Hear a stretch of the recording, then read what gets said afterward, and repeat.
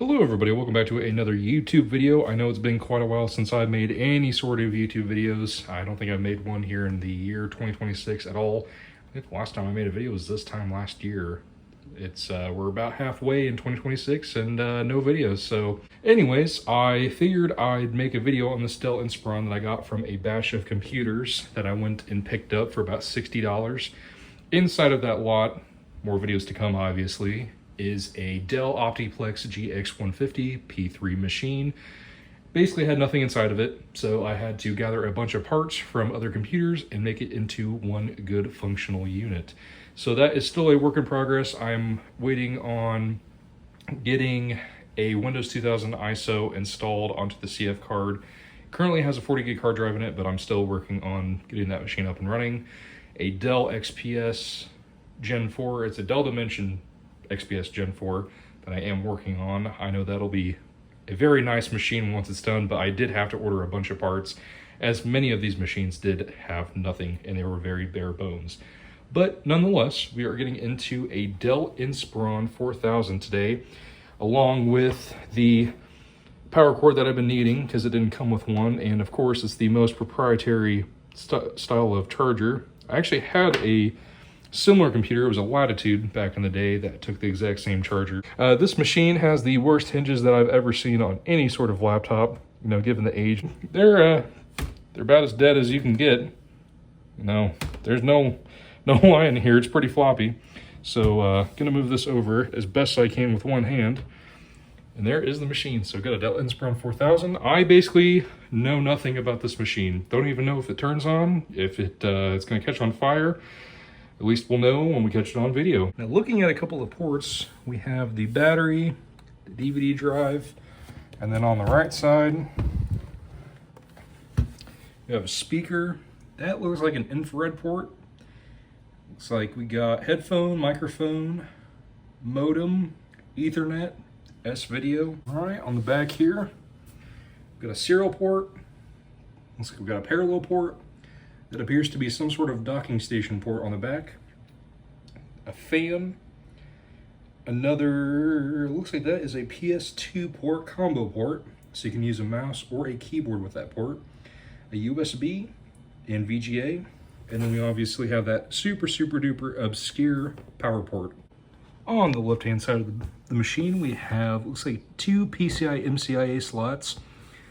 Where our hard drive is going to go, there's actually a drive in here, but it's one of those weird adapter modules that I think you could put an M.2 inside of. Not sure if there's anything inside of it. I haven't taken it apart yet. I wanted to see if it actually boots. So we're going to get on to the main voyage of this video and see if not only eBay served me well, but if this machine is going to fire on. All right, got the charger / power adapter plugged into the laptop there. Make it a little bit easier on me than one hand.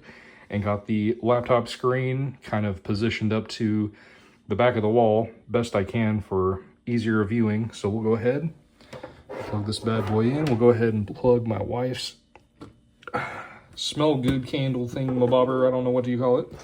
And we'll plug this in. Smoke test. All right, well, I don't initially see anything catching on fire. That's a good part. Not sure if I'm supposed to... Oh, there it goes. Okay.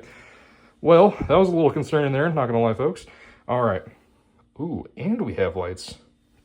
Well, let's see if this powers on. Oh, we got lights. Ooh, we got lines in the screen. Wonderful. Ooh, we got more lines. Oh, and it is broken. Wonderful. Well, now we know for sure. So the next step of this process is I'm going to hook up a monitor and see if we get any other side of life out of this laptop. Alrighty, got a monitor hooked up to this bad boy, and we'll see if this thing actually fires on now.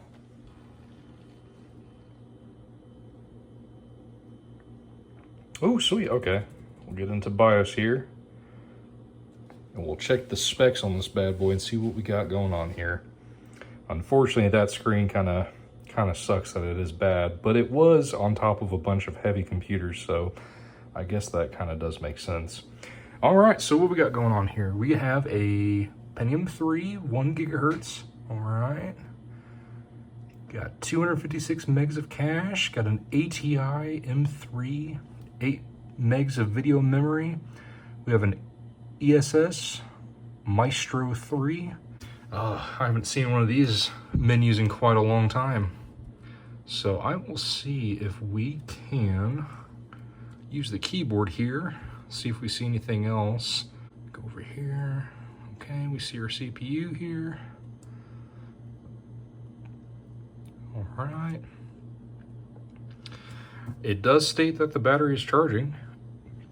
At least on the lights it does say so. So that'll be cool if this actually does work.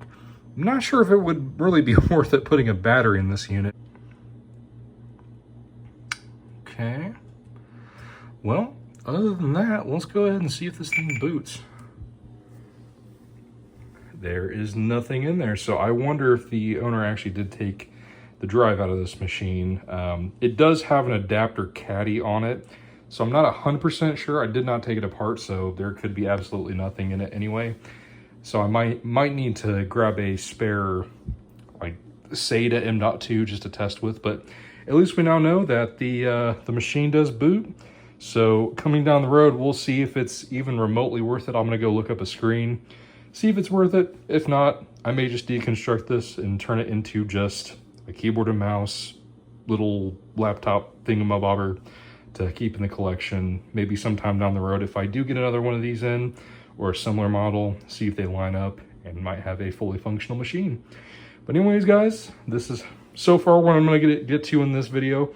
Down the line, I'll probably make another easy video and see if we can hopefully revive this poor little Inspiron 4000 and turn it into a fully functional, complete system. Anyways, guys, we'll see you guys next time in the next video.